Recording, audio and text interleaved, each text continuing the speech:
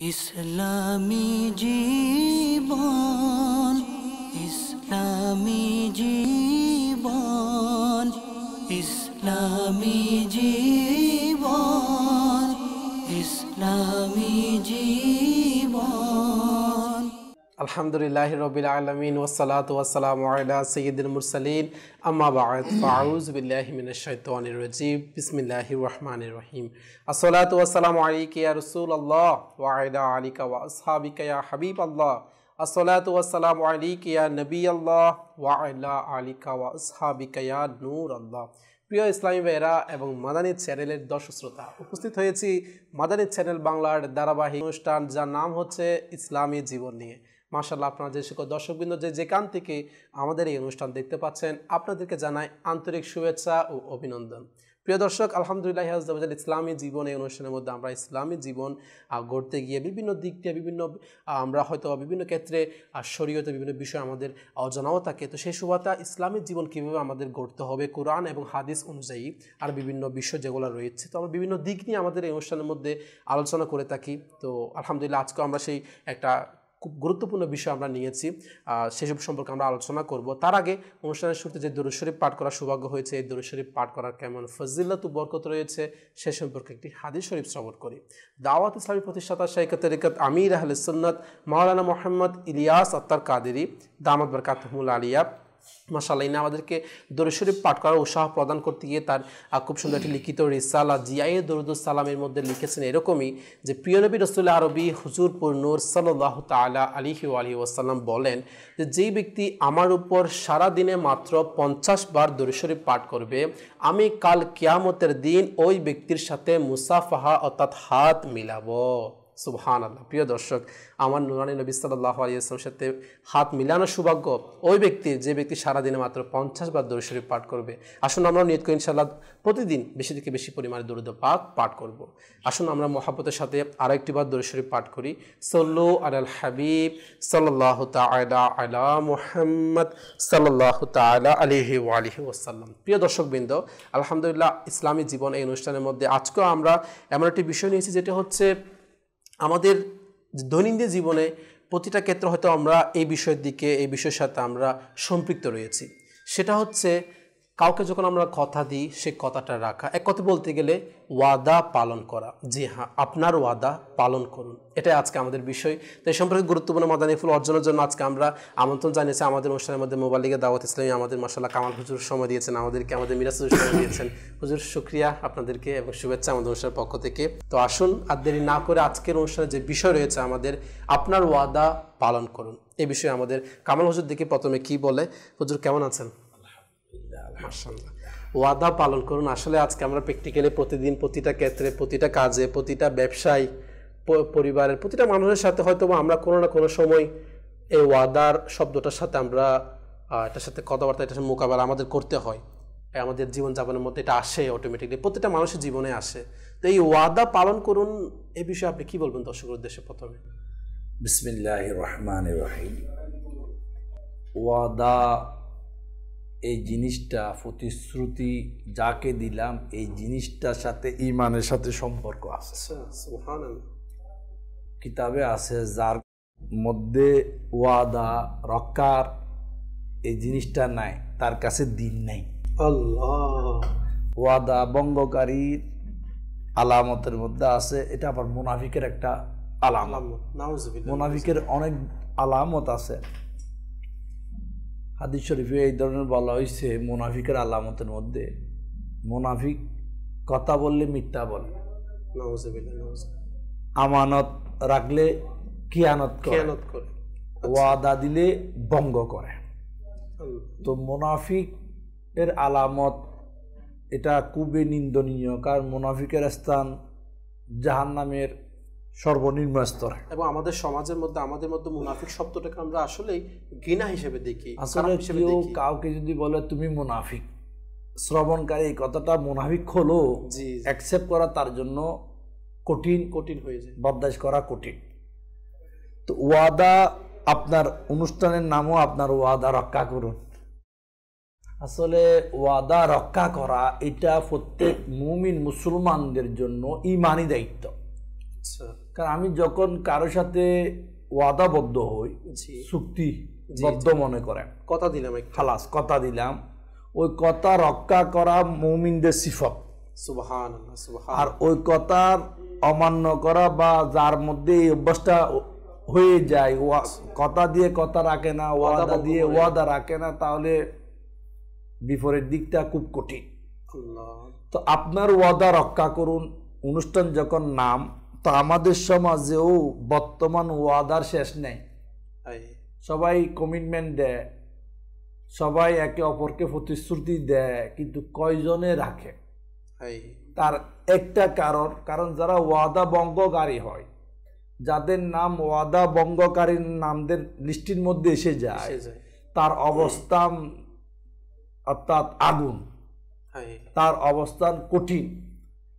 এই জন্য ওয়াদা, আপনার ওয়াদা পূরণ করুন। এটা যদি আপনি দেখি, আল্লাহ রাসূল সাল্লাল্লাহু তাআলা আলাইহি ওয়াসাল্লাম নবুয়ত এলান করার আগের একটা এরকম ঘটনা আছে। আচ্ছা, আমার নবী সাল্লাল্লাহু তাআলা আলাইহি ওয়াসাল্লাম ব্যবসার টাকা এক ব্যক্তির কাছে পাইতেন। আচ্ছা, ব্যবসার মধ্যে ব্যবসার টাকা পাওনা ছিল। ওই ব্যক্তির সাথে সাক্ষাৎ, ওই ব্যক্তি বলল, আপনি এখানে দাঁড়ান, আমি গড়ে গিয়ে আপনার টাকাটা এনে পরিশোধ করব। আচ্ছা, হায়াতুন নবী, জিন্দা নবী সাল্লাল্লাহু তাআলা আলাইহি ওয়াসাল্লাম ওই যার কাছে টাকা পাবেন তাকে ওয়াদা দিলেন, হ্যাঁ আমি এখানে আপনার জন্য অবস্থান করব। এখন টাকা পরিশোধকারী ঘরে গিয়ে এই কথাটা বিলকুল ভুলে গেছে, মনে নেই। আচ্ছা, 1 ঘন্টা, 1 দিন, 2 দিন, 3 দিন পর্যন্ত তার খবর নাই। হায়াতুন নবী, জিন্দা নবী, আখেরি নবী সাল্লাল্লাহু তাআলা আলাইহি ওয়াসাল্লাম কিয়ামত অবধি সমস্ত মুসলমানকে প্র্যাকটিক্যাল শিক্ষা দিচ্ছেন, ওখানে 3 দিন অবস্থান করে। সুবহানাল্লাহ, 3 দিন পর্যন্ত স্থানে দাঁড়িয়ে অবস্থানরত আছে। এখন টাকা পরিশোধকারী 3 দিন পর তার মনে আসলো যে আমি তো একজনকে কথা দিলাম, উনি তো আমার জন্য টাকার জন্য অপেক্ষায় রত আছে। 3 দিন পর ঘর থেকে উনি গেলেন পরিশোধ করার জন্য টাকা। আচ্ছা, এখানে মাদ্রাসার দর্শক কিছু একটা জিনিস দেখার বিষয়।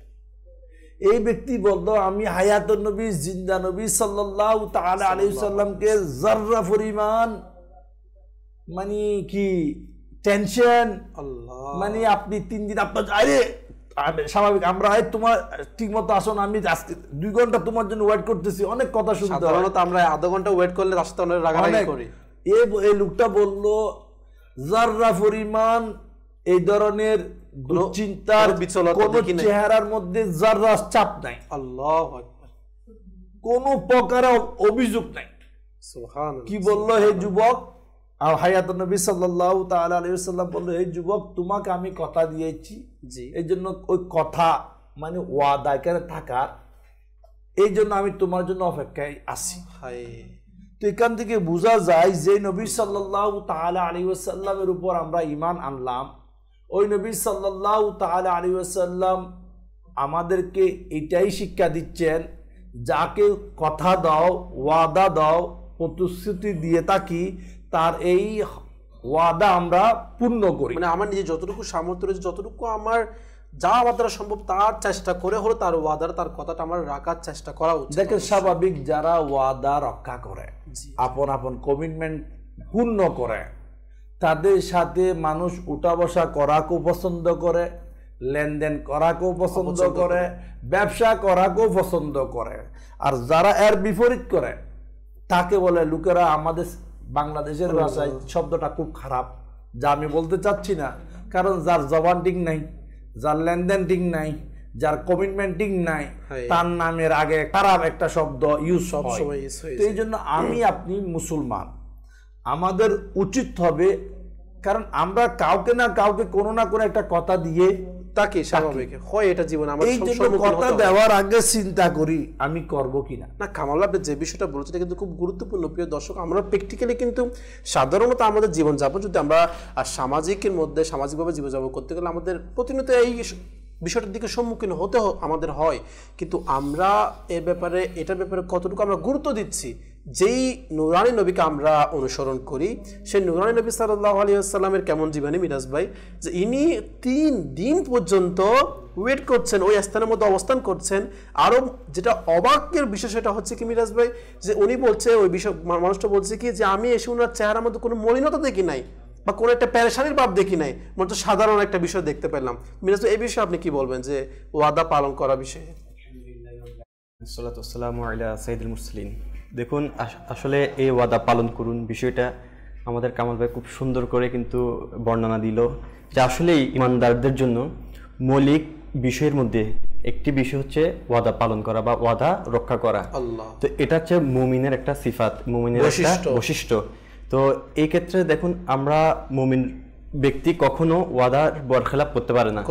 আর হুজুর আকরাম নূরে মুজাসসাম সাহেব আলী আদম সাল্লাল্লাহু তাআলা আলাইহি ইসলাম, দেখুন নবুয়ত প্রকাশের পূর্বে আমার কামাল ভাই যেটা বললো, যে 3টা দিন দাঁড়িয়েছিল।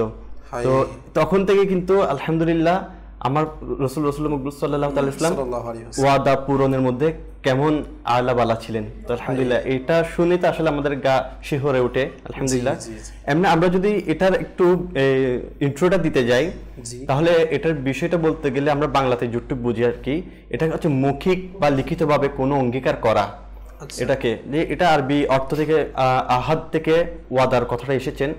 এর আবিধানিক অর্থ যদি আমরা জানতে চাই, অঙ্গীকার করা, চুক্তিনামা করা বা কাউকে কথা দিয়ে কথা রাখা, এগুলোর বিষয় কিন্তু এগুলোকে ওয়াদা বলা হয়।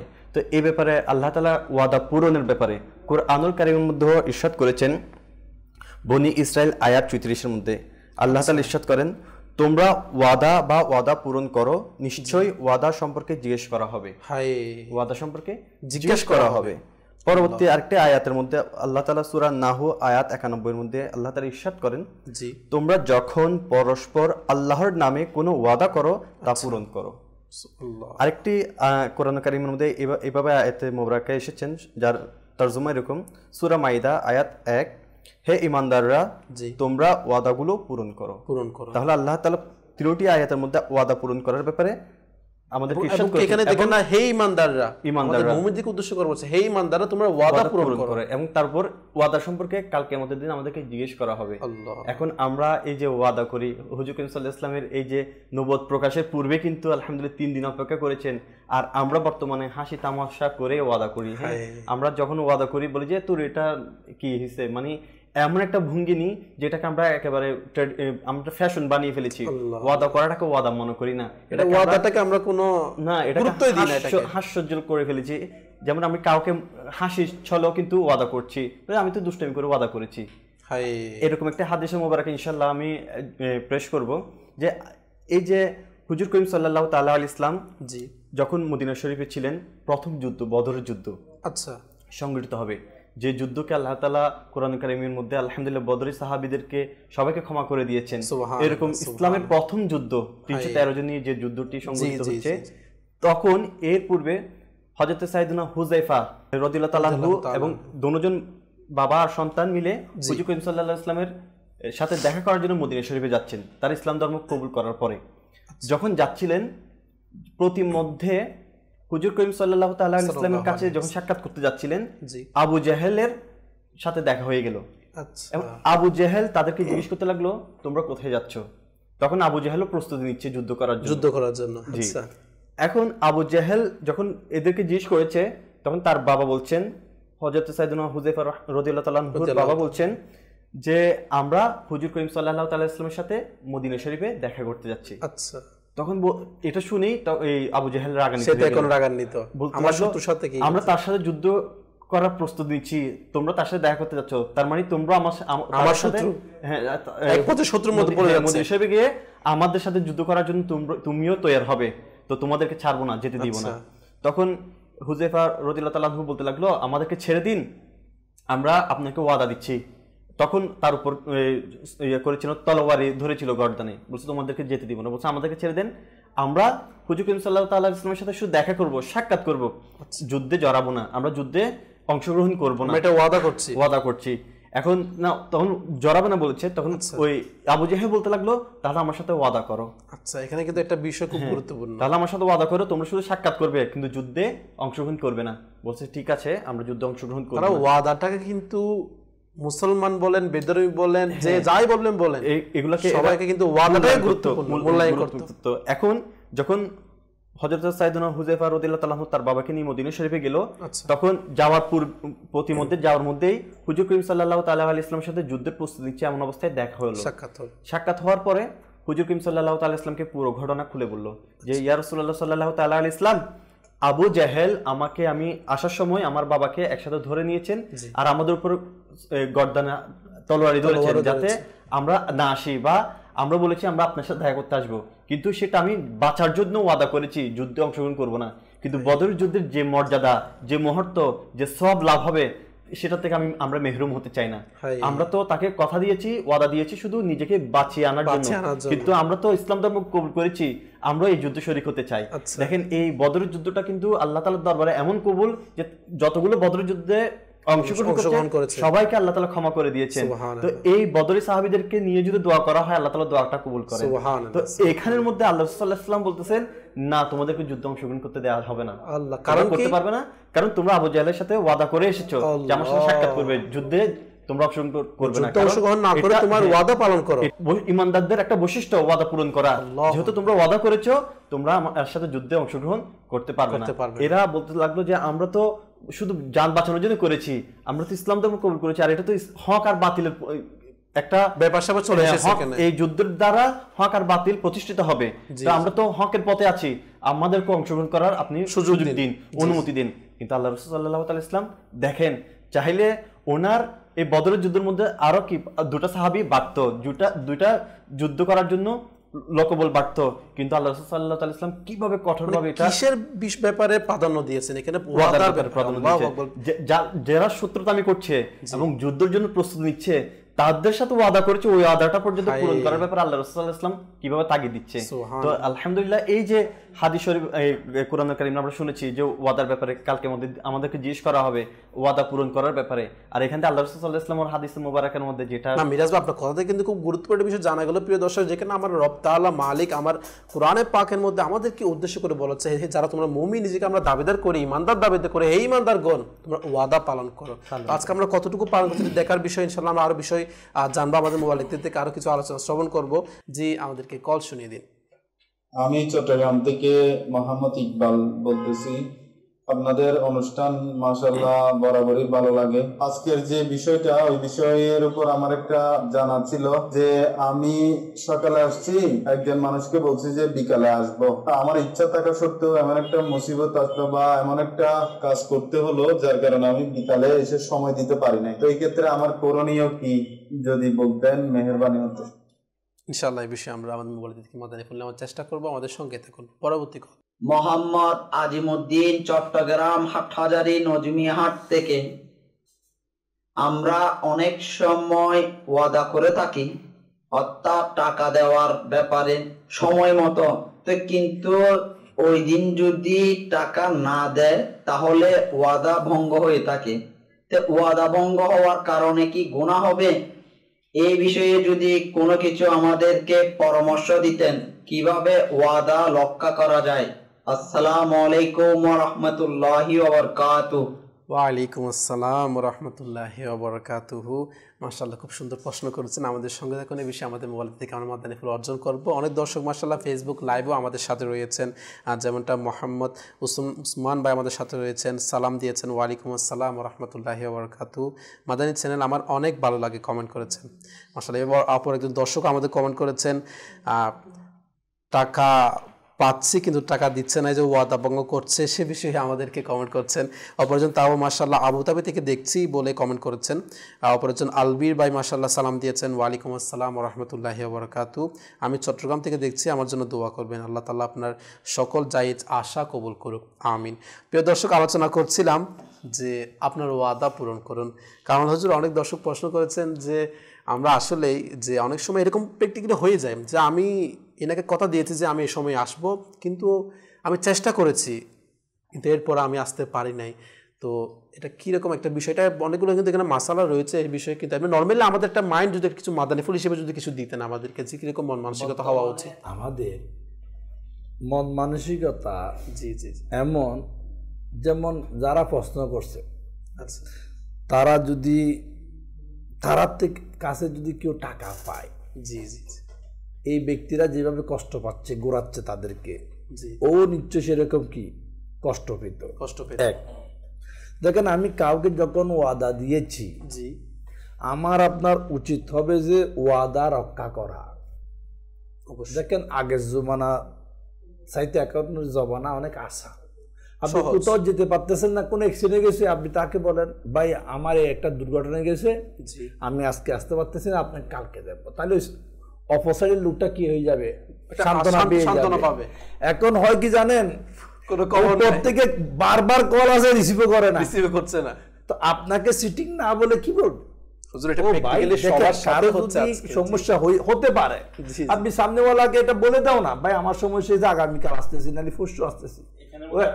হচ্ছে এই যে ওয়াদা পালন করতে পারে না, ওই আমাদের হুজুর একটা হাদিস শরীফ বললো যে মুনাফিকের আলামত মিথ্যা কথা বলে, ওয়াদা পালন করতে না বললেও সেখানে মিথ্যা কথা লাগিয়ে দেয়। অ্যাভেলেবেল আছে, মনে করেন হুজুর বললো কি, এখন আমি ফোনে বলেন ঠিক আছে যে আমি ফোনে বলে দিই যে ভাই আমি পারছি না, এখন যেটা বলছে এটাও বলছে মিথ্যা, এখানে একদম মুনাফিক করছে। হতে পারে কারো মানুষ সত্যি সত্যি মুশকিলে পড়ে গেছে, একটা বিষয়, ওইটা একটা আছে। জি জি রয়েছে। কিন্তু বর্তমানে একটা ভাইরাস হয়ে গেছে, বেশিরভাগ মানুষ মিথ্যার আশ্রয় নেয়, দুই নম্বরে আশ্রয় নেয়। ও টাকা দেখেন, আপনি কারো থেকে টাকা নিছেন, আপনি যতক্ষণ তাকে ঘুরাইবেন ততক্ষণ এই ঘুরানোর গুণাটা আপনার উপর কি আসতেছে। কারণ ঋণ নিছেন টাইম মোতাবেক দিয়ে দেন। এখন আপনার কাছে সামর্থ্য নাই, অনেকের সামর্থ্য থাকে না, এটাও ঠিক। আচ্ছা, যার সামর্থ্য নাই তার কোন একটা কি ব্যবস্থা করে সমাধানের মধ্যে। কিন্তু বর্তমানে কিছু লোক আছে, সামর্থ্য আছে, সবকিছু ব্যাংক ভর্তি টাকাও আছে, ব্যবসা সব বরাবর আছে, কিন্তু ব্যবসার কিছু বলবো না, বেশিরভাগই টাকার পরও ওকে ঘুরাবে, টাকা দেয় না সময় মতো, চেক দেওয়া হয়েছে অমুক তারিখ ফাঁস হবে, চেকটা ফাঁস হবে না, সব আছে, বলে না আরো কিছু আমি তারে এই তার টাকাটা আমি কোথাও ব্যবসার মধ্যে খাটাবো। দেখেন বুখারী শরীফের একটা হাদিসে মুবারাকা আছে এরকম, যে ব্যক্তি কোনো মুসলমানের সাথে ওয়াদা খেলাফি করে, ওয়াদা ভঙ্গ করে, তার উপর আল্লাহর এবং তার ফেরেশতাদের লানত। আল্লাহ সকল ফেরেশতার লানত। আরো আছে, বলা হচ্ছে ওই ওয়াদা ভঙ্গকারীর ফরজ ইবাদত, নফল ইবাদত কবুল হবে না। আল্লাহু আকবার। এরকম অনেক মানুষ আছে, টাকা আছে, ঠিক আছে, আপনার ক্যাশ নাই, জমি আছে, বিক্রি করো না। আপনার জমি নাই, 2-4টা ফ্ল্যাট বাড়ি আছে, বিক্রি করো না, আমাকে একটু একে ঘুরাবে, একটু যে কোনো একটা চান্স পেলে দেব, নাইলে ঘুরতেছে। আসলে এখানে ভাবার বিষয় একটা জিনিস, প্রথমত দেখেন তার উপর লানত হচ্ছে, দ্বিতীয়ত ইবাদত কবুল হচ্ছে না।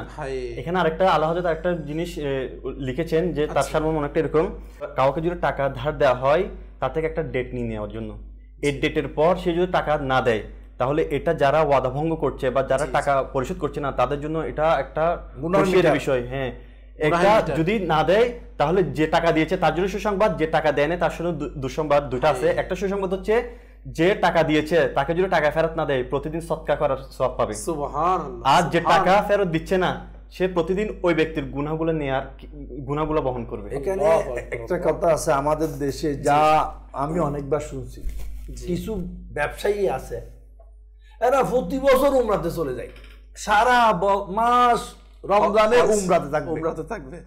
এদের কাছে যারা টাকা পায় এরা বলছে যে আচ্ছা আরে কেমন উমরা করে, আমাদের টাকা না দিয়ে ওখানে বসে থাকে, এদিকে আমি কষ্টের মধ্যে লিপ্ত, আমার পরিবার একবার উমরা করতে গেলে 1-1.5 লাখ টাকা লাগে, তো লাগে। উমরা করলে সওয়াব, না করলে তো গুনাহ নাই। কিন্তু আপনার উপর ওয়াদা যাত্রী ঋণ নিছেন, দেওয়াটা তো ফরজ, ওটা আদায় করো না, এটা অভ্যাসে পরিণত হয়ে গেছে। একটা আসলে ব্যাপার হলো, মানুষ আজকে যাহারা বেশিরভাগ মানুষ ওয়াদা খেলাফের দিকে যাচ্ছে। জি, কিন্তু একটা কারণ বোঝা দরকার, ওয়াদা খেলাফকারী, ভঙ্গকারী, প্রতিশ্রুত কথা দিয়ে কথা যে না রাখে তার সমাজে ইজ্জত থাকে না। হতে পারে তার বাড়ি গাড়ি আছে, প্রতিপত্তি আছে, গাড়ি অনেক কিছু আছে, কিন্তু সেই অন্তরের দিক থেকে মানুষের দূরে থাকে। কারণ এগুলো প্র্যাকটিক্যাল আজকে আমরা দেখতে পাচ্ছি, কারণ মানুষ তাকে ভালো বলে না, কারণ যে জিনিসটা মানুষকে কষ্ট দেয় ওয়াদা। দেখেন আল্লাহ তাআলা বান্দাকে কষ্ট দেওয়া এটা গুনাহ কবিরা। একজন বান্দা আরেকজন বান্দাকে কষ্ট দেওয়া, আপনি যদি তাকে আঘাত করেন সে আঘাত পেয়েছে, এটাও গুনাহ কবিরা অবশ্যই। কিন্তু ওয়াদা দিয়ে ওয়াদা না রাখা এটা তো গুনাহ কবিরা। হয়তো আপনি আঘাত করেন নাই, কিন্তু কথা দিয়ে কথা রাখলেন না, কষ্ট তো শুধু আঘাতে করা যায়। উচিত হবে সবার আমরা যে যেখানে আছি জি ওয়াদা রক্ষা করি, কারণ ওয়াদা রক্ষার ক্ষেত্রে ওয়াদা রক্ষা করো, কথা যেটা দিয়েছো সেটা পালন করো। অন্যথায় হবে কি, আজকে আমার আপনার এলাকায় সমাজে মহল্লায় যত মুশকিলাত আসতেছে জি এটার একটা কারণ এটাও আছে। ওয়াদা ভঙ্গ যখন বেশি বেড়ে যাবে বান্দা তখন তত বেশি ধ্বংসের দিকে পতিত হবে। আমরা কিন্তু আল্লাহ তাআলার সাথে ওয়াদা করে দুনিয়াতে এসেছি, সবাই কিন্তু আল্লাহ তাআলার সাথে অঙ্গীকার নিয়ে এসেছি যে আল্লাহ তাআলার ইবাদত করব, নাফরমানি করব না, কিন্তু এখানে এসে কিন্তু আমরা সবগুলো করছি। যেমন আল্লাহ তাআলা বলছে, ও মুমিনেরা তোমরা কেন বলো যা তোমরা করো না, আল্লাহর কাছে সবচেয়ে ঘৃণ্য সে ব্যক্তি যে নিজে যা বলে কিন্তু সে তা করে না। সূরা কথা বলেছি হ্যাঁ কিন্তু এটা রাখি না, করি না। এই যে এখন আমির আহলে সুন্নাত বলতেছেন যে আমার দ্বারা আমাকে এমন ভাবে চলতে হবে যে আমার দ্বারা কেউ যেন গুনাহগার হতে না পারে, বা আমিও যেন আমার দ্বারা যেন কেউ গুনাহগার না হয়, আমার কথা দ্বারা যেন কেউ গুনাহগার না হয়। এখন ওয়াদা যে দিয়েছে, যেমন এই যে বলছেন যে ওয়াদা দিয়ে রাখে না, তার অট্টালিকা বাড়ি গাড়ি হলো, সে কিন্তু এক সমাজের মধ্যে একটা সমালোচনার পাত্র হয়ে যায়। দেখুন ওনার কারণে কিন্তু অনেকে গীবত করে কিন্তু গুনাহগার হয়ে যাচ্ছে। এটা কিন্তু অ্যাভেলেবল। যেমন আপনি একটা দোষ করেছেন, আপনি আমার টাকাকে নিয়ে নিয়েছেন, ওয়াদা পালন করে, এখন আমি আপনার দোষগুলো বর্ণনা করছি, নিজেকে যদি মুমিন দাবি করি, সমাজে বর্ণনা করছি। জি অবশ্যই। নিজেকে যদি বেশিরভাগ কারা করে জানেন, জি যারা লোকদের থেকে বুট চায়, এরা ওয়াদা করে আমার এই ওয়াদা এটা সেটা ঠিক না। হযরত সাইয়েদনা দাউদ আলাইহিস নবিয়ানা ওয়া আলাইহিস সালাম বলে, আচ্ছা কি বলে, তোমরা কারো সাথে এমন ওয়াদা করো না যা তুমি পূরণ করতে পারবে না, আমার সামর্থ্যই নেই, কেন করবা? বলা হচ্ছে যখন তোমার সামর্থ্য নাই ওই ধরনের ওয়াদা করিও না, যখন এমন করবা তখন সমাজের মধ্যে এলাকার মধ্যে ভাইয়ের মধ্যে বিদ্বেষ হিংসা সৃষ্টি হয়ে যাবে। তো কি দরকার আমার? ও ভাই আমার আহামুরি করে ব্যবসা করার দরকার কি? অপরের টাকা লইয়া ব্যবসা করার দরকার কি? যতটুকু আছে অনেক সময় এই ওয়াদাটা আমরা এই কারণে ইউজ করি। যেমন আপনি একটা কথা বললেন দুনিয়াবি ক্ষেত্রে, আরটা এমন হয় ব্যবসার ক্ষেত্রে বা বিভিন্ন কাজকর্মের ক্ষেত্রে অপরকে লোভ দেখানোর জন্য, বা এটা আমি আপনার এটা করে দেবো আপনাকে খুশি করার জন্য, কথা দিলাম আপনাকে যান, আপনি যেন আমাকে টাকা দেন, বা আমাকে আপনি যেটা বললেন আর কি একটা বিষয়, মানে আপনাকে আমার প্রতি লোভ করার জন্য, আমার প্রতি আকৃষ্ট করার জন্য আপনি কি করে অতিরিক্ত কিছু বলে বেলায়, বা আপনি আমাকে এটা করে দেন। এটা ইমানের মূল অংশের মধ্যে দেখেন একটা হচ্ছে বিশ্বাস, ইমানের একটা অংশ বিশ্বাস। ইমান মানে বিশ্বাস। কাউকে আমি টাকা দিলাম, সে ওয়াদা করলো, সে ওই টাকাটা পরিশোধ না করার কারণে তার প্রতি বিশ্বাসও চলে যাচ্ছে, এবং কি তার জন্য অন্যজনরা ক্ষতিগ্রস্ত হচ্ছে।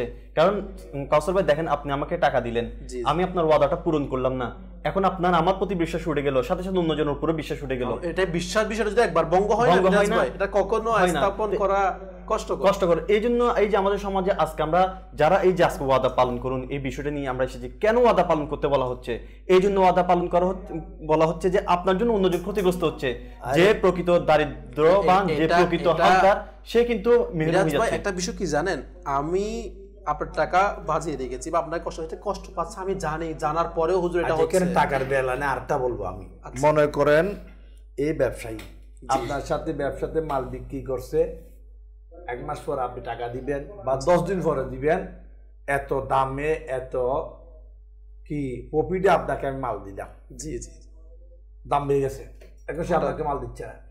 আল্লাহ দেখেন মাদানী চ্যানেলের দর্শকবৃন্দ, যখন দেখেন জবান যাকে দিলাম, জবান কথা আমাদের দেশে একটা কথা আছে, যার জবান ঠিক নাই তার ইমান ঠিক নেই। এটা আমরা একটা প্রবাদের মতো হয়ে গিয়েছে না, এটা আসলে ওয়াদা রক্ষা না তার দিন নেই, যে ওয়াদা রক্ষা করে না তার দিন নাই বলা হচ্ছে। এটাও আমাদের দেশের ভাষায় ঠিক, যার জবান ঠিক নেই তার ইমান ঠিক নেই, কথাটা মিল রয়েছে। যখন আমি কারোর সাথে চুক্তিবদ্ধ হলাম, জবান দিলাম, আমার 20 টাকা লাভের দরকার কি?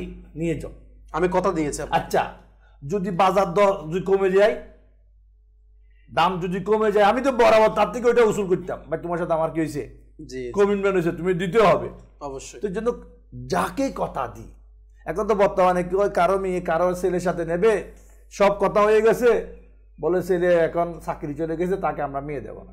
এটা অ্যাভেলেবল কথা নয়, আমি অনেকে দেখেছি। বন্ধা যখন তুমি দেখো চাকরি, এটা তো বিবাহ পরও তো যেতে পারতো, অবশ্যই। যখন আপনি কথা দিলেন, কথা রাখো না, কারণ কথা রাখা ইমানদারের আলামত।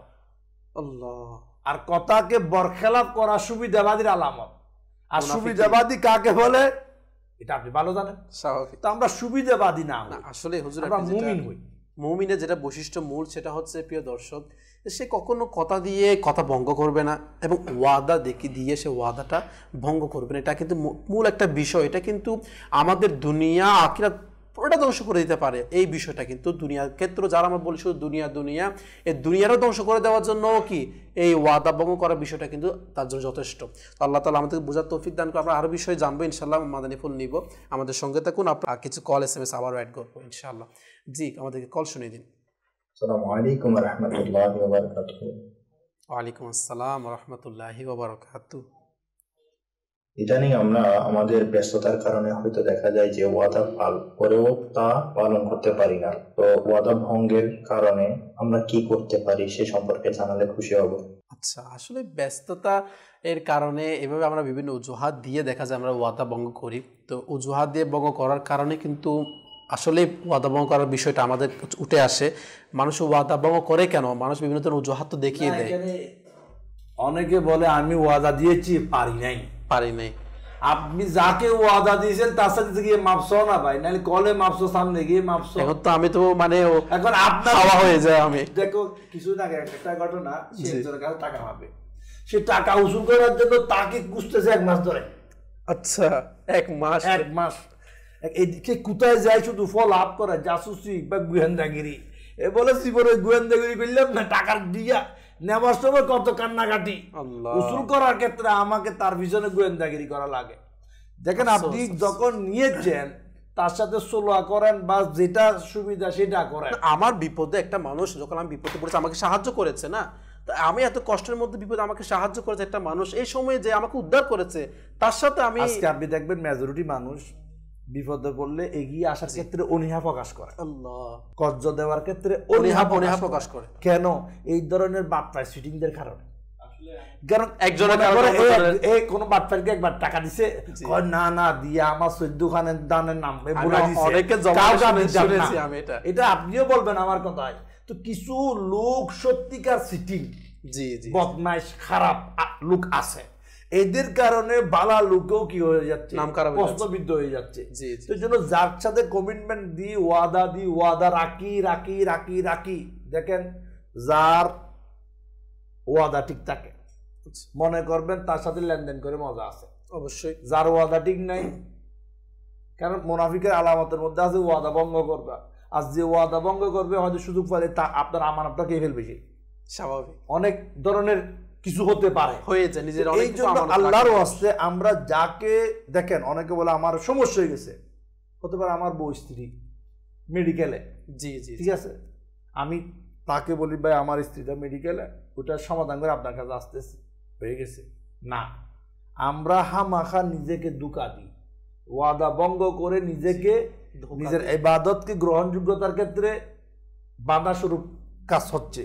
তো যেন যাকে আমরা ওয়াদা দিই মুমিন মুসলমান হবে এমন ওয়াদা দিয়েছি। এরকম একজন সাহাবীর ঘটনা আসতো, ওই সাহাবীর নামটা আমার মনে নেই এখন। উনি মৃত্যু সজ্জায় কিছু হয়তো একজন লোক দেখতে গেল, বললো আপনার সাথে তো আমার কত ছিল, আপনার মেয়ে বিবাহ দিবেন আমাকে। আচ্ছা, উনি বললো আমি তো পাক্কা ওয়াদা করি নাই, মানে আদা কনফার্ম করে। হ্যাঁ, এখন উনি বললো নিজে যদি আল্লাহ তাআলা জিজ্ঞাসা করে তুমি ওয়াদা দিয়ে ওয়াদা রাখো না, অন্তত প্রশ্ন আসছে, কিন্তু ওয়াদাটা পাক্কা হয় নাই, মধ্যবর্তীর মধ্যে ছিল। উনি কি করলেন, বললে তোমরা সবাই সাক্ষী থাকো আমি অমুককে আমার মেয়ে বিবাহ দিয়ে দিছি। আমি মাওলার দরবারে ওয়াদা ভঙ্গকারী হিসাবে নাম লিস্টের মধ্যে থাকতে চাই না। মানে মৃত্যু সজ্জায় এই অবস্থায় তার ওয়াদা দিয়েছে, ওয়াদা ফাঁকা দেয় নাই, মাঝামাঝি মানে কথা ছিল হয় নাই, হতে পারে কনফার্ম হয় নাই, মানে আমি আপনাকে মেয়ে দিতে পারি, হয়তো আলোচনা করেছিল এটা নিয়ে, আনকনফার্মটাকে কনফার্ম করে দিলেন। হায় সুবহানাল্লাহ, কনফার্ম যত মেয়ে বিবাহ দিয়ে দিলাম, সাক্ষ্য করে রেখে গেলেন। এখন তাহলে বোঝা যাচ্ছে কি, বোঝা যাচ্ছে এটা আল্লাহ রাসূল সাল্লাল্লাহু তাআলা আলাইহি ওয়াসাল্লামের জিন্দেগি, সাহাবায়ে কেরামের জিন্দেগি, আবার ওলি আল্লাহদেরও জিন্দেগি। দেখো ওনারা যে ওয়াদা যেটা দিয়েছে ওটা পালন করে গেছে অবশ্যই। এখন আমার আপনার জীবন আমি কেন বলবো আমরা পারি না? এখানে মুসলমানের সিফত তো পারি না, এটা না কখন আসে এটা বলা হচ্ছে তুমি না পারলে কেন ওয়াদা দিছো, দিও না, আমার সামর্থ্য যেটা নেই আমি কেন বলবো কেন? একটি কোরআন আয়াত বলেছিলাম যে জিজ্ঞেস করা হবে, হাদিসে মোবারকে কিন্তু এটা আছে। হযরত ইবনে ওমর রাদিয়াল্লাহু তাআলা আনহু বর্ণনা করেছেন, হুজুর করিম সাল্লাল্লাহু তাআলা আলাইহি ওয়াসাল্লাম ইরশাদ করেছেন, সাবধান তোমরা সবাই দায়িত্বশীল, আর সবাইকে তার দায়িত্ব সম্পর্কে কিয়ামতের দিন জিজ্ঞেস করা হবে। বুখারী শরীফে আছে, মুসলিম শরীফে আছে। এখন এই যে জিজ্ঞেস করা হবে, আল্লাহ তাআলা জিজ্ঞেস করবে, এগুলো যার খোদা বিরতা আছে অন্তরে সে এগুলো নিয়ে ভয় করবে, কারণ কাল কিয়ামতের উপর যার ঈমান আছে, বিশ্বাস আছে। কারণ অনেকে আছে দেখেন এই ওয়াদা পূরণ না করে, টাকা নিয়ে টাকা পরিশোধ না করে মৃত্যুবরণ করে, তখন তার মৃত্যুর সময় খাটিয়ে পর্যন্ত ধরে ফেলে। তো এই অবস্থায় যে তার মৃত্যুর আগেও তার খাটিয়ে ধরতেছে এবং মৃত্যুর সময় তার জানাজা পড়তে দিচ্ছে না, এমন অহরহ ঘটনা আছে। তার কিন্তু সামর্থ্য ছিল, সে ওইগুলো পরিশোধ না করার কারণে সবার সামনে তার গুনাহটা জাহির হয়ে যাচ্ছে, তার ওয়াদা ভঙ্গকারীর কথাটা জাহির হয়ে যাচ্ছে। তাহলে কালকে আমাদের দিন জিজ্ঞেস করলে আমরা কি উত্তর দিব? আসলে আমাদেরকে খোদা বিরত থাকতে হবে অন্তরে। আজকে আল্লাহ তাআলার প্রতি ভয়, হুজুর করিম সাল্লাল্লাহু আলাইহি ওয়াসাল্লামের প্রতি ইশকে মহব্বত চলে যাওয়ার কারণে, আর ভালো সহবত ইখতিয়ার না করার কারণে, গুনাহপূর্ণ পরিবেশের মধ্যে নিজেকে লিপ্ত করার কারণে আজকে আমাদের দ্বারা এইসব গুনাহগুলো হয়ে যাচ্ছে। না হলে আমরা যদি আজকে ভালো সহবত, ভালো পরিবেশ ইখতিয়ার করতাম, আল্লাহকে ভয় করতাম, ইবাদতের মধ্যে খুশুভাবে ইবাদত করতাম, হুজুর করিম সাল্লাল্লাহু আলাইহি ওয়াসাল্লামের সুন্নতের উপর আমল করতাম, আর ইলমে দ্বীন হাসিল করতাম, তাহলে আমাদের ওয়াদা ভঙ্গ হতো না। কারণ মুমিনের কথা দেওয়া ওয়াদার থেকেও বেশি। তো আমরা কথা দিলে এটা ওয়াদার থেকে বেশি মনে করব, মুমিনরা বেশি মনে করে। তাহলে সেখানে আজকে দেখেন, আজকে পরিবেশ এমন একটা সৃষ্টি হচ্ছে, যুগ যত ভারী হচ্ছে, অর্থাৎ হুজুর করিম সাল্লাল্লাহু আলাইহি ওয়াসাল্লামের মোবারক যুগ থেকে যত দূরে আসছে, তত মানুষ এগুলোকে ঠাট্টা মশকরা, ইসলামকে ঠাট্টা মশকরা, সত্যকে ঠাট্টা মশকরা, এই গীবতকে ঠাট্টা মশকরা, ওয়াদা রক্ষাকারীকে ঠাট্টা মশকরা করতেছে। এগুলো নিয়ে আমাদের বিন্দুমাত্র এই চেতনা নাই যে আমাকে মরতে হবে, জবাবদিহিতা দিতে হবে, আমাকে কবর, এগুলোর ব্যাপারে হুঁশিয়ারি আমাকে দেওয়া হয়েছে, কিন্তু আমি এগুলো কোনো পরোয়া না করার কারণে আজকে আমাকে সর্বদা প্রত্যেকটা কাজে আমি কিন্তু এগুলোকে তুচ্ছ মনে করছি। শুধু তাই নয়, আমি এর কারণে আমার পরিবারকে পর্যন্ত এই অপমানিতের মধ্যে রেখে যাচ্ছি। আমি মারা যাওয়ার পরে সবাই পরিবার, এটা অমুক পরিবারের ছেলে, অমুক পরিবারের এটা এরকম করেছে আমাদের সাথে, এটা নিয়ে আমাদের পুরো পরিবারের বদনাম, পুরো পরিবারের লোকরা দেখা যায় একজনের কারণে সমাজের মধ্যে চেহারা দেখাতে পারে। এটার একটা কারণ কি আমি বলি, আজকে মানুষ কেন ঋণ খেলাপি হইতেছে, কেন আরেকজন থেকে কমিটমেন্ট দিয়ে টাকা নিয়ে আত্মসাৎ করে পরিশোধের মাইন্ডটা নাই। তার একটা কারণ, দুনিয়াটা মধুর মতো, অবশ্যই মধু হানি, মধু ফুকা যেটা বানায়, দুনিয়াটা মধুর মতো মিষ্টি। যেমন মধু ফুকার মধ্যে অনেকগুলো ফিব্রাও কি মরা থাকে, আপনি বলবেন ফিব্রা কেন মারা গেছে? তার একটা মেসেজ এরকম হতে পারে, মনে করেন একটা মধুর ফুটা এই টেবিলের মধ্যে পড়লো, তো ফিব্রা একবার ওই মধুর একটু মজা নিছে, এটা মজা আছে, আরেকটু নি, বলে আরেকটু নি, এভাবে নিতে নিতে ওই মধুর ফুটার মধ্যে ফিব্রার অর্ধেকের বেশি শরীর ঢুকে গেছে। এখন সে না বাইরে পারে না আগে যেতে পারে, ওই হালতে সে মারা যায় আঠালো ভাবের কারণে। হ্যাঁ, কারণ মধু থেকে বের হয়ে আসার ক্ষমতা ফিব্রার নাই, অনেক আঠারোটা তার শক্তি নেই। ঠিক অনুরূপ ভাবে বর্তমান সময়ে মানুষ দুনিয়ার মোহাব্বতে এত গাফিল হয়ে যায়, এত গাফিল হয়, অপরকে ঠকানো তার মাঝে কোনো কি খারাপ মনে হয় না। সে বলে যেভাবে হোক আমার টাকা দরকার, তাকে টগিয়ে হোক, বাটফারি করে হোক, সিটিং গিরি করে হোক, মিথ্যা বলে হোক, মিথ্যা সাক্ষী বানিয়ে হোক, মিথ্যা বলে হোক, আমার দরকার, আমি নিয়ে নিই। তো এই জন্য আসলে দুনিয়ার মোহাব্বতটা হচ্ছে সমস্ত নষ্টের মূল। তো দুনিয়ার মোহাব্বত আমাকে আপনাকে ওয়াদা রক্ষা করার ক্ষেত্রে বাধা দেয়, বাধা দিচ্ছে। আর যদি বলে না আমি ওয়াদা দিয়েছি গড় বিক্রি হলে দিয়ে দেব, দেখবেন তাকে কেউ ওয়াদা পালন করার ক্ষেত্রে তার কেউ বাঁধা হয়ে দাঁড়াবে না। আসলে কামাল হুজুর আপনি যে বিষয়টা বলেছেন যে আমাদের এইরকম মন মানসিকতা থাকা যে আমার ওয়াদা পালন করতে গিয়ে প্রয়োজন নিজের জায়গাটা বিক্রি করতে হলেও বিক্রি করে কি আমি ওয়াদাটা দেখে কিছু মানুষ আছে সামর্থ্য নাই, ওয়াদা নিয়ত আছে পূরণ করতে পারতেছে না, তার জন্য তার ওয়াদা ভঙ্গ করার গুনাহ হবে না, কারণ সে ওর সাথে কি করতেছে, ভাই আমার নাই, দেখো আমার বাড়িও নাই, গাড়িও নাই, কিচ্ছু নাই, দেখো এখন আপনার ইচ্ছা আপনি আমাকে মোহরত দেন, নাহলে মাফ করেন, যেটা হয়তো তার সেই বলছে কি এটা করে আমি দেব, কিন্তু কোনো কারণে তার কি গেছে একটা বিপদ চলে এসেছে, তার নিয়ত আছে পেমেন্ট করবে কিন্তু তার সামর্থ্য নাই। এই ধরনের কিছু জিনিস আছে যেটা ওয়াদা ভঙ্গের পর্যায়ে পড়বে না। আমি দিতেছিলাম হয়তো আমার থেকে আজ এখানে নিয়ে গেছে, আমি কাউকে ব্যবসা দিচ্ছি ওই আমার থেকে নিয়ে চলে গেছে, এখন আমি পরিশোধ করার এবিলিটি আমার সত্যিই নাই, তাহলে তাকে ওয়াদা ভঙ্গকারী পর্যায়ে নেওয়া হবে না। কিন্তু যারা এই ধরনের কাজ বারবার করে মানুষকে ঘুরায়, অনেক তো মানুষ আছে তার চায়ের জুতার তলাও তো ক্ষয় হয়ে যায়, শুধু ঘুরতেছে। তো কেন মেজরিটি মানুষ আজকে যারা ওয়াদা ভঙ্গ করে তাদের অর্থ বিত্ত ফরমাল সব আছে, তারপরও ঘুরাচ্ছে।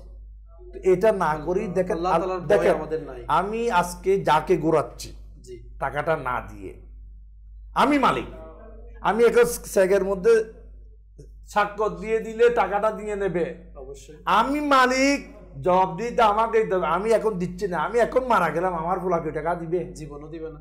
বলবে আমার বাবার সাথে আপনার লেনদেন কি আমরা জানি না, কোনো সাক্ষী নেই, আমরা তো দেব না। এরকম অহরহ হচ্ছে, দেখো ছেলে মেয়ে তো আমার এই বোঝাটা নেবে না, তখন আমি কবরের মধ্যে, তখন আমি ওর বোঝাটা নিয়ে কেন যাবো কবরে? তো জন্য মাথায় যে দর্শক বৃন্দ যাদের অর্থ বিত্ত আছে, যার সাথে যত ধরনের ওয়াদা আছে পূর্ণ করি, কারণ ওয়াদা পূর্ণ করা ইমানদারদের আলামত, ওয়াদা রক্ষা করা মুমিন মুত্তাকির আলামত, ওয়াদা পালন করা এটা তো আল্লাহ তাআলার নেক বান্দাদের আলামত। ওয়াদা পালন করতে কষ্ট হলো, বান্দার সামর্থ্য যা আছে তা দিয়ে আমরা ওয়াদা পালন করার চেষ্টা করি, ক্ষেত্রে এগিয়ে আসি। অন্যথায় ওয়াদার বিপরীত যে একটা মঞ্জর, এটা খুব খারাপ, খুব খারাপ। আসলে কামাল হুজুর এটা আমাদের অবশ্যই বোঝা উচিত প্রিয় দর্শক, যে আমি ওয়াদা দিয়েছি, ওয়াদার শাস্তি দুনিয়াতে আমি যেমন করে হোক, মানুষকে টকিয়ে হোক, মানুষকে বুঝিয়ে হোক, মিথ্যা বলে পার পেয়ে যাব, কিন্তু কাল কিয়ামতের দিন সেই কঠিন আমাদের যে পরীক্ষা অপেক্ষা করছে আমাদের, এটার মধ্যে কিভাবে পার পাবো, তাই বোঝা উচিত, চেষ্টা করা উচিত ওয়াদা করলে ওয়াদা অবশ্যই আমাদের পালন করার জন্য। আমি ইনশাল্লাহ আরও আলোচনা শ্রবণ করবো, আমাদের সঙ্গে থাকুন, কিছু কল SMS অ্যাড করবো ইনশাল্লাহ, এরপর আমরা আবার আলোচনায় ফিরে আসবো। জি আমাদেরকে কল শুনিয়ে দিন। বগুড়া থেকে কবির বলছিলাম, আপনাদের চ্যানেলটা আমি দেখি, আপনাদের প্রতি কৃতজ্ঞতা প্রকাশ করছি, আপনাদের চ্যানেলটা অনেক ভালো লাগে, আপনাদের জন্য দোয়া ও শুভকামনা রইল।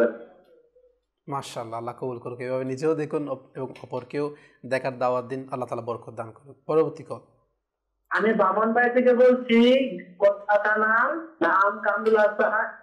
আমার ওয়াইফ আমি আমাদের ফ্যামিলি নিয়ে সবসময় ইনশাআল্লাহ মাদিনা চ্যানেল দেখি, আল্লাহ যেন আমাদেরকে মাদিনা চ্যানেল সবসময় দেখার মতো তৌফিক দেয়, এর জন্য দোয়া করুন। আমিন আমিন, আল্লাহ তাআলা কবুল করুক। জি পরবর্তী কল।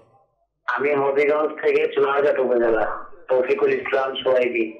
আমরা অনেকেই বসে বসে দেখতেছি আপনাদের চ্যানেলটা, অবস্থানটা আলহামদুলিল্লাহ খুব সুন্দর এবং ভালো, সকলের অনুভূতি ভালো। মাশাআল্লাহ, আল্লাহ তাআলা কবুল করুক। দর্শক মাশাআল্লাহ ফেসবুকে আমাদের সাথে রয়েছেন মোহাম্মদ শামীম হোসেন ভাই, মাশাআল্লাহ কমেন্ট করেছেন, আমি মাদানী চাইরকে ভালোবাসি, মাশাআল্লাহ। এভাবে মোহাম্মদ রাকিব ভাই আমাদের সাথে রয়েছেন, মোহাম্মদ সালাউদ্দিন ভাই মাশাআল্লাহ আমাদের সাথে রয়েছে, কমেন্ট করেছেন আসসালামু আলাইকুম। ওয়ালাইকুম আসসালাম ওয়া রাহমাতুল্লাহি ওয়া বারাকাতুহু। আমি আবুধাবি থেকে দেখছি, মাশাআল্লাহ অনেক সুন্দর অনুষ্ঠান। এবার আমার দর্শক মাশাআল্লাহ আমাদের কমেন্ট SMS করছেন, শুকরিয়া জ্ঞাপন করছে আপনাদের আমাদের সঙ্গে থাকার জন্য। আচ্ছা হুজুর আরেকটা বিষয়, এটা একটু কিছু বলতেন, মিরাজ ভাই রয়েছেন, যে আপনি যেটা বলেছেন যে আমরা হয়তো বা চেষ্টা করি, আমি কারো থেকে অর্থ বা কোনো কথা দিয়েছি, কিন্তু আমার এখন সামর্থ্য নাই, তার কারণে আমি পারছি না, বা কোনো বিপদের কারণে আমি পারছি না। এখন আমাকে যেই অর্থ দিয়ে সাহায্য করেছে বা আমরা যারা কাউকে অর্থ দিয়ে সাহায্য করছে, সে বেচারা বিপদে পড়েছে, এখন আমাদের কীরকম মন মানসিকতা হওয়া উচিত তার এই বিপদের মধ্যে? আমরা কি তার উপর আরও নির্যাতন বাড়িয়ে দেবো? না, একটু সে যখন সত্যিকার অর্থে বিপদে পড়েছে, আমি দেখতে পাচ্ছি তার সব কিছু আমার চোখের সামনে, আমাদের কীরকম মন মানসিকতা হবে সেটা একটু আপনি মাদারী ফুল। এটার আসান সুরত, জি, যারা নেককার মুসলমান, জি জি জি, তারা অপরের কষ্টে কষ্ট পায়, মাশাআল্লাহ, এটাও একটা মুমিনদের আলামত। জি জি, অপরের দুঃখে ব্যথিত হওয়া। এখন স্বাভাবিক কে বাটফার কে ভালো মানুষ বুঝে যায়, এটা সবার বুঝার এবিলিটি আছে আলহামদুলিল্লাহ।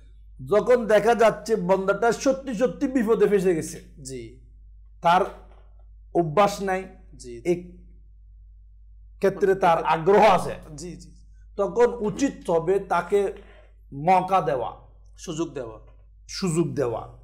আর আমি তো বলবো যদি আপনার সামর্থ্য থাকে, আচ্ছা, আপনি তাকে ক্ষমা করে উচ্চ মর্যাদা হাসিল করেন। সুবহানাল্লাহ। এটাকে করতে হাসানও বলতে পারেন, সদকার চাইতেও উত্তম বলা হয়েছে, সদকার চাইতেও বেশি সওয়াব বেশি বলা হয়েছে। আপনি যদি চান তার এই দুঃখে, ভাই ঠিক আছে আমার আছে, আপনি বিপদে পড়ছেন, জি, যান আপনার, যেমন এরকম আসতো ইমাম আবু হানিফা রাহমাতুল্লাহি তাআলা আলাইহি একজন ব্যক্তি থেকে টাকা পেত। আচ্ছা, এখন ইমাম আবু হানিফা এই যে রাস্তা দিয়ে আসতেছে, এই ব্যক্তি এদিক দিয়ে আসতেছে, জি, যার কাছে টাকা পাবে, সে যখন দেখলো ইমাম আজম আবু হানিফা এদিক দিয়ে আসতেছে, সে রাস্তা বদলে আরেক রাস্তায় ফিরে চলে গেল, সে পালিয়ে গেল। মানে এখন যে আমার থেকে জিজ্ঞাসা করে, আচ্ছা আমি কি জবাব দেব, টাকা তো নাই।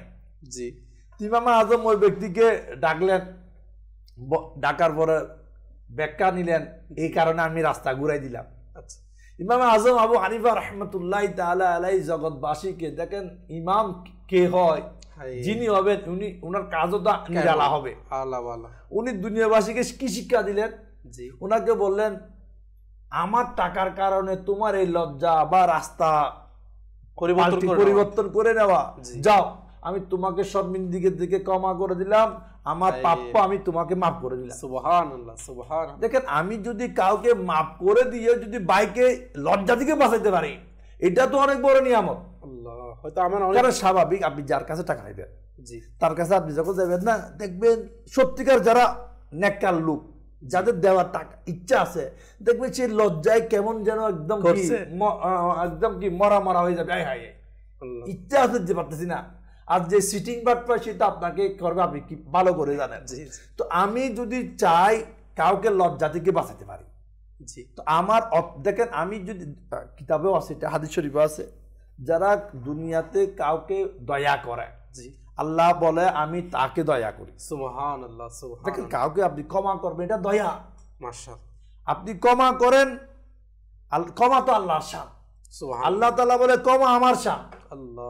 আল্লাহ তাআলা যখন বন্দাকে ক্ষমা করে, আল্লাহ বলে আমি ক্ষমাকারীকে ক্ষমা করে দিলাম। সুবহানাল্লাহ, কারণ আল্লাহর শান বন্দা পালন করতেছে, অপরকে ক্ষমা করে। তাই আমাদের হুজুর মন মানুষের এটা হওয়া উচিত, যখন দেখতে পাচ্ছি সেই ব্যক্তি সত্যিকার বিপদে পড়েছে, মাফ করে দেওয়া, আমার সামর্থ্য তাকে মাফ করে দেওয়া। যাদের তৌফিক আছে আমি বলবো মাফ করে দিই, মাফ করে দেওয়ার মধ্যে আফিয়ত বেশি, আফিয়ত রয়েছে, সুযোগ আল্লাহ তাআলা বরকত রয়েছে। আল্লাহ তাআলা আমাদেরকে উপর আমল করার তৌফিক দান করুক, বুঝার তৌফিক দান করুক। মিরাজ ভাই আপনি কি বলবেন? আর আজকে পরিশেষে আমরা প্রায় শেষ পর্যায়ে এসে গিয়েছি, পর্যন্ত আমি একটাই বলবো যে আসলে দেখুন আমরা মাখলুকাত আল্লাহ তাআলা, এখানে পশু থেকেও শিক্ষা অর্জন করা দরকার। যে হরিণের একটি ঘটনা, হুজুর করিম সাল্লাল্লাহু তাআলা ইসলামের একজন শিকার হরিণকে শিকার করলো, খুব মশহুর ঘটনা, জি শিকার করলো, কিন্তু হুজুর করিম সাল্লাল্লাহু আলাইহি ওয়াসাল্লাম আলহামদুলিল্লাহ উনি তো সকলের ভাষা বুঝেন, হরিণী বলতে লাগলো ইয়া রাসূলুল্লাহ সাল্লাল্লাহু আলাইহি ওয়াসাল্লাম আমার দুটি বাচ্চা রয়েছে, তাদেরকে আমি একটু দুধ পান করি আবার এসে যাব, আপনি আমার জামানত হয়ে যান, আমি আবার ফেরত আসবো।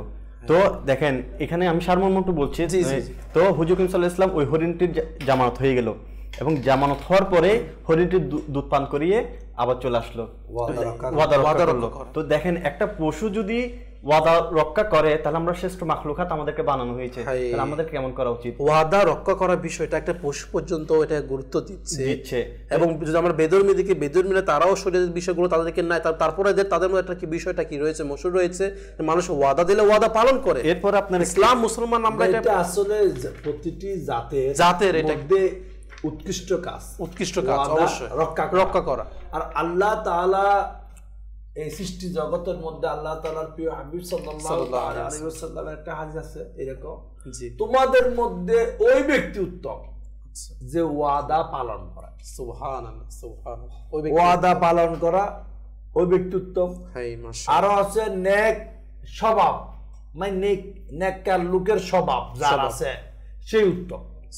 এখন আমার আপনার মধ্যে দেখেন আল্লাহ তাআলা আমাদেরকে ঋণ গ্রহণ করে পরীক্ষা করে, ঋণ দিয়েও পরীক্ষা করে থাকে। অনেকে অনেক ধরনের খারাপ বিহেভ করে, জি জি জি। এই জন্য সবার ক্ষেত্রে একে অপরকে সম্মান দিই আর নিজেকে ওয়াদা ভঙ্গকারী থেকে রক্ষা করি। কারণ ওয়াদা ভঙ্গকারী মাঝে দিন নাই, দিনদারিত্ব নাই। একে তার স্ত্রীও লাইক করে না, রাগ করিয়েন না, স্ত্রীও স্বামীকে লাইক করে না, কারণ ওয়াদা ভঙ্গকারী এরকম। মানে তার পরিবারের ছেলেও বলবে আমার বাবা এটা বলতেছে এই ওয়াদা পালন করবে না, আমার আব্বু বলে এরকম। জি জি। ও ভাই আপনি যেটা দিতে পারবেন সেটা কেন বলবেন? কেন ছেলেকে মিথ্যা বলবেন, মেয়েকে মিথ্যা বলবা, মাকে এটা করবো, কিন্তু করা বেলা নাই। অনেক মা আছে আমি শুনছি বলে আমার ছেলেটা সিটিং, এই কথা দিয়ে পালন করে না। এটা বলতেছি আমি আপনাকে, নিজের মা পর্যন্ত বলতে ছেলেকে। কেন আমি এগুলা করব? সবচেয়ে উত্তম কি আমরা আল্লাহ রাসূল সাল্লাল্লাহু তাআলা আলাইহি ওয়াসাল্লামের সাদা সিধা জিন্দেগি গ্রহণ করি, বিলাসিতাওয়ালা জিন্দেগি স্বপ্ন দেখা ছেড়ে দিই। দেখেন আলালের ঘরের দুলাল সমাজে একটা হয়, তো গরিবের বাচ্চা সবাই যদি আলালের ঘরের দুলাল হতে চায় তার বিটা বাড়িতে এমনি বিক্রি করা লাগবে। দেখেন ওর বাপের আছে, আমার বাপের নাই, বুঝতে হবে। তো প্রত্যেক ছেলে, প্রত্যেক বাপ, প্রত্যেক গার্ডিয়ান, প্রত্যেক বন্দা অপরের সাথে তাল না মিলায়। আমি যতটুকু আসি ততটুকুর উপর রাজি থাকি, সন্তুষ্ট থাকি। দেখেন মুকাদ্দারে আল্লাহ তাআলা কি রাখছে আল্লাহই ভালো জানে। তো আমি আপনি বর্তমান যে অবস্থায় আছি ওই হালতে যদি রাজি থাকি, আল্লাহ তাআলা এই ধরনের বদনামি, দেখেন ওয়াদা বন্ধ করা এটা একটা বড় বদনামি, এখান থেকে হিফাজত করবে, অপরের কথা শোনা থেকে হিফাজত করবে। আমার নাই কেন? অপর কি হয়েছে আমার ঘরের দরজা প্রতি নক করবে, ভাই কইটা হাত এটা সেটা, কেন আমি ওই মুসিবতে যাব? আমি যত বেশি বিলাসিতার মধ্যে ডুবতে যাব ওই পিঁপড়ার মতো মধুর মধ্যে ডুবে মরা ছাড়া উপায় নেই। এই জন্য আমি আপনি মেনে যাই, আল্লাহ তুমি যা দিয়েছো আলহামদুলিল্লাহ। ওয়াদা করার আগে চিন্তা করি পালন করতে পারবো কিনা, চিন্তা করা উচিত। এটা কিন্তু আমাদের অবশ্যই থাকা উচিত। আর যদি চিন্তা করি এটাকে পালন করতে পারবো কিনা, যদি না পারি মনে বলতেছে পারবো না, দরকার নাই, নিব না, মাফ করো আমাকে, আমি পারবো না। এরকম একটা ঘটনা আসতো, এটা এই আমিরুল মুমিনিন বাদশাহ না ফারুক আজম রাদিয়াল্লাহু তাআলা আনহুর, ইনি কি আমিরুল মুমিনিন গড়ে পোশাক কেনার মেয়েদের টাকা নাই, বলে 1 মাসের অগ্রিম দিয়ে দাও। উনি বলে, অর্থমন্ত্রী বলে আপনি কি 1 মাস বেঁচে থাকবে তার কি কিন্তু আমাদের গ্যারান্টি আছে? আপনি বলছেন আমাকে আপনাকে দিব, ভবিষ্যতের কথা বলছেন। উনি বলতেছে এটা নাই, আপনি আমার এহসান করছো, উপকার করছো। তো আমি যে কারো থেকে লোন নিয়ে ঋণ করি বা ওয়াদা করি, এটা আমি যে পূরণ করতে পারবো, হায়াতে বাঁচবো, এর কি কোনো গ্যারান্টি আছে? এই জন্য প্রথমে চিন্তা করি আমি যে আগামীকাল বেঁচে না থাকি তাহলে ওয়াদা হচ্ছে গেছে, প্রথম আগে এটা চিন্তা করি বিষয়গুলো। দ্বিতীয় কারো থেকে নেওয়ার আগে আরে কালকে আমি ফকির হয়ে যাই তাহলে টাকাটা কেমন পরিশোধ করবো, অনেকগুলো চিন্তার বিষয়। ওয়াদা করার আগে 1000 বার চিন্তা করি, না হলে কি হবে, লজ্জা পেতে হবে, সাইনবোর্ড লেগে যাবে ও সিটি। এই জন্য আমাদের উচিত প্রতিটি কথায়, দেখেন আমি এখন তো আমি কি লিখিত দিছি তোমাকে, ভাই লিখিত দেওয়া লাগে না, কমিটমেন্ট দেওয়া ওয়াদা হয়ে গেছে। তো এই জন্য যখন মুখ জবান দিয়ে দিছি ওই জবানকে রক্ষা করি, জবানকে পালন করি, আর বিলাসিতা থেকে বাঁচি, যেমন আছে তেমন রাজি থাকি। ইনশাআল্লাহ আমরা অনেক প্রকারের এই মুশকিলাত লজ্জা থেকে বেঁচে যাই। এখন মানুষ ফায়দা নেই, বলে যে আমি তো মুখে বলছি লিখিত দিই নাই, এটা কিন্তু কথা বলেছিলাম, এখন জায়গা সম্পত্তি দোকান বরাদ্দ সালামি টালামি নিয়ে বলে যে আমি তো লিখিত বলি নাই, মুখে বলছি, আমি উল্টে যেতে পারবো, সমস্যা নাই। ভাই তুমি দুনিয়াতে উল্টাচ্ছ, পরকালে কি করবে? দেখো আপনি যখন বলেন লা ইলাহা ইল্লাল্লাহ মুহাম্মাদুর রাসূলুল্লাহ, তখন আপনি বিধর্মী থেকে মুসলমান হয়ে যান, এখানে কি লেখার কিছু আছে? আবার আপনি মুখ দিয়ে কুফরি কোনো কথা বললে আবার ইসলাম থেকে বাইরে হয়ে যান, লিখিত কিছু আছে? কিছু নেই ভাই, লিখিত হলো এটা ওয়াদা, মুখে হলো এটা ওয়াদা রে ভাই, ওয়াদা এটা আমাদের অবশ্যই বোঝা উচিত। আসলে প্রিয় দর্শক, এরকম কিন্তু মেজবা আরেকজন দর্শক এরকম আমাদেরকে আপনার SMS করেছে, সালাম দিয়েছে, ওয়ালাইকুম আসসালাম, লালমনিরহাট থেকে দেখছেন, বলছেন আমাদেরকে আপনারা সবাই কেমন আছেন? আলহামদুলিল্লাহ। আমার একটি প্রশ্ন, আমরা অনেক সময় ওয়াদা না দিয়ে এমনিতে অনেক কথা বলি যা পরে আর রাখি না, এই সম্পর্কে কিছু বললে ভালো হতো। পেয়ে গেছেন এটা কিন্তু হুজুর প্র্যাকটিক্যালি সবার অ্যাভেলেবেল হচ্ছে এই কথাটা হয় যে না আমি ওয়াদা দিই নাই, অনেকে এটা মনে করে ওয়াদা মানে হাতে হাত মিলাতে হবে, আবার এটা অনেকে এটাও মনে করে বা কোথাও লিখতে হবে, কথা এটাও একটা এক প্রকার বলতে গেলে ওয়াদার মধ্যে। শেষ একটা কথা বলবো আমি, যে একটা ঘটনা আমি উল্লেখ করব শেষের দিকে, যে আল্লাহ তাআলা ওয়াদা পালনকারীকে পছন্দ করেন এবং দুনিয়াতেও অনেক উপহার পেয়ে থাকেন আল্লাহ তাআলার পক্ষ থেকে। যেমন বাদশাহ হাজ্জাজ ইবনে ইউসুফ শাসন আমলে বিভিন্ন বিদ্রোহ ঘটে, তো উনি এমন কট্টর ছিল যে উনি যদি এই হাজ্জাজ বিন ইউসুফ যদি কোনো বিদ্রোহের মধ্যে জয়লাভ করতো তাহলে বন্দীদের সবাইকে হত্যা করত। তো তার সেনাপতি কুতাইবাকে সে যাদেরকে বন্দী করেছিল একবার, কুতাইবাকে আদেশ দিল যে প্রত্যেককে হত্যা করার জন্য, একটা দুইটা তিনটা করে হত্যা করছে। হত্যা করার পর শেষের জন যাকে হত্যা করবে তাকে হত্যা করার সময় হওয়ার পূর্বে নামাজের সময় হয়ে গিয়েছে। তো ওই বাচ্চা বলছে আজকে রাখো, নামাজের ওয়াক্ত হয়ে গিয়েছে, নামাজ পড়তে হবে, তাকে আগামীকাল হত্যা করা হবে। আর আগামীকাল পর্যন্ত কুতাইবা সেনাপতি কুতাইবার সাথেই থাকবে। তো তাকে সেনাপতির সাথে রাখা হলো। এখন সে সেনাপতিকে কাকুতি মিনতি করতে লাগলো যে সেনাপতি, আমি আল্লাহকে জামানত রেখে আপনার কাছ থেকে একটা অনুরোধ চাই, একটা আমার মিনতি। বলছে কি? বলছে আমাকে একটু ছেড়ে দেন, আমার থেকে অনেকে দেনা পাওনা পায়, আমি এগুলো পরিশোধ করে আসি, অনেক কিছু আমার কিছু আছে আমার সন্তানদেরকে বুঝিয়ে দিয়ে আসি, আমি আল্লাহকে জামানত রেখে যাচ্ছি, আমি আবার সকাল হতে হতে বাদশার দরবারে হাজির হওয়ার পূর্বে আমি আপনার কাছে চলে আসবো। এই বলতে লাগলো এটা কিভাবে সম্ভব? হাসছে, বলছে যে কালকে যার মৃত্যু হবে, যাকে হত্যা করা হবে, সে কখনো ফেরত আসে? বলছে আমি আল্লাহকে জামানত রেখে যাচ্ছি, আপনি আমাকে বিশ্বাস করুন। দেখেন তখন ইমানদারদের কেমন একটা বৈশিষ্ট্য, এখান দিয়ে নামাজের জন্য তাকে হত্যা করা হলো না, এখান দিয়ে সে আল্লাহকে জামানত রেখেছে। বলছে সেনাপতিকে বলতেছে আপনার কোনো কিছু ভালো যদি কোনো আমল করে থাকেন তার ওয়াস্তা আমি আল্লাহকে জামানত রেখে যাচ্ছি। তো সেনাপতিও ফরজগার ছিল, তাকে যখন এই ওয়াস্তাটা দিল সে না করতে পারলো না। বলছে ঠিক আছে, তুমি যখন আল্লাহকে জামানত দিচ্ছ তাহলে তুমি কালকে ফজর হওয়ার পূর্বে আমার কাছে চলে আসবে। তো এখন সে তো ছেড়ে দিল, কিন্তু এখান দিয়ে ভয়, আমি বাদশাকে কি উত্তর দিব যদি না আসে, সকাল যদি না আসে। সারা রাত ঘুম হয় নাই, এদিকে সে তার লেনদেন দেন আপানা সবকিছু মিটিয়ে চুকিয়ে সকালের দরজায় কড়াঘাত করতে লাগলো। সেনাপতি তাড়াহুড়া করে দরজা খুলে দেখতে লাগলো, অবাক হয়ে গেল দেখে যে ব্যক্তি চাইলে কিন্তু মৃত্যু থেকে পলায়ন করতে পারতো। তুমি চাইলে পলায়ন করতে পারতে, চলে গিয়েছো, আবার ফেরত আসো। তো তখন সে বলতেছে আমি আল্লাহকে জামিনদার করে রেখে গেছি আর ফিরে আসবো না, এ কেমন হয়? আমি যে আল্লাহ তাআলাকে জামিন করে গিয়েছি আর ফিরে আসবো না, এটা কেমন করে হয়?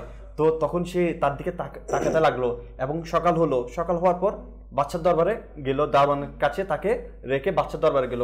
এখন বাদশাহ হাজ্জাজ বলতে লাগলো কয়েদিটা কই, বন্দিটা কই? বলছে আছে।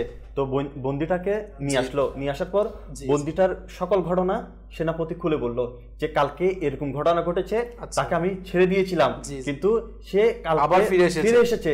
যখন বাদশাকে এগুলো বললো, বাদশা তার মাথা থেকে শুরু করে পা পর্যন্ত দেখতে লাগলো। দেখার পর এখন সেনাপতিকে বলতেছে সেনাপতি আমি তাকে তোমার করে দিলাম, আমি তোমার করে দিলাম, তুমি যা ইচ্ছা তা করো এখন। তো সেনাপতি কি করলো, তাকে বাইরে হয়ে বলতে লাগলো যাও তুমি আজাদ, সেদিকে চলে যাও। তখন এটা করার পর ওই বন্দী কি করতে লাগলো, আল্লাহ তাআলা শুকরিয়া আদায় করতে লাগলো। এখন সেনাপতি একটু নারাজ হলো, হ্যাঁ আমার বদলতে সে বেঁচে গেল, আমাকে একটু শুকরিয়া পর্যন্ত জানালো না। এই আল্লাহ তাআলা শুকরিয়া জানাতে জানাতে সে চলে গেল। আচ্ছা চলে যাওয়ার পর তারপরের দিন আবার ফেরত আসলো, আবার দরজা বাড়ি দিচ্ছে। আসার পর দরজা বাড়ি দেওয়ার পর সেনাপতিকে বলতে লাগলো যে আমি আপনার প্রতি শুকরিয়া আদায় করতেছি, কৃতজ্ঞতা জ্ঞাপন করতেছি, আপনার জন্য আজকে আমি কি পেয়েছি, এই মৃত্যু থেকে রেহাই পেয়েছি। তো সে বলতে লাগলো তুমি কালকে কেন আমাকে শুকরিয়া আদায় করে নাই, চলে গেলে?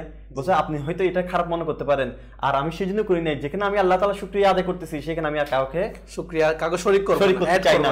এটা কিভাবে সম্ভব যে আমি আল্লাহ তাআলা শুকরিয়া আদায় করতেছি সেখানে আরেকজনকে শরীক করব, সেটা আমার মন চাই নাই।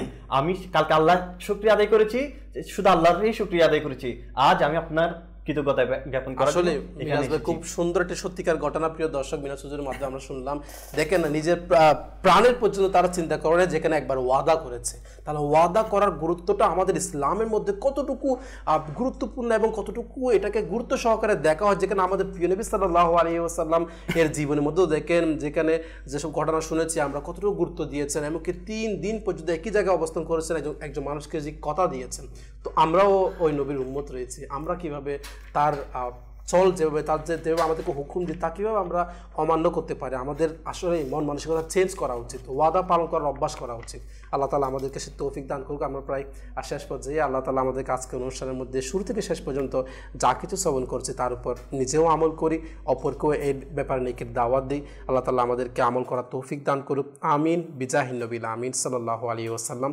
মাদানী চ্যানেল বাংলা দেখার দাওয়াত দিয়ে আজকের অনুষ্ঠান আমরা এখানে শেষ করছি। সল্লু আলাল হাবিব সাল্লাল্লাহু তাআলা আলা মুহাম্মদ সাল্লাল্লাহু তাআলা আলাইহি ওয়া আলিহি ওয়াসাল্লাম। ইসলামী জীবন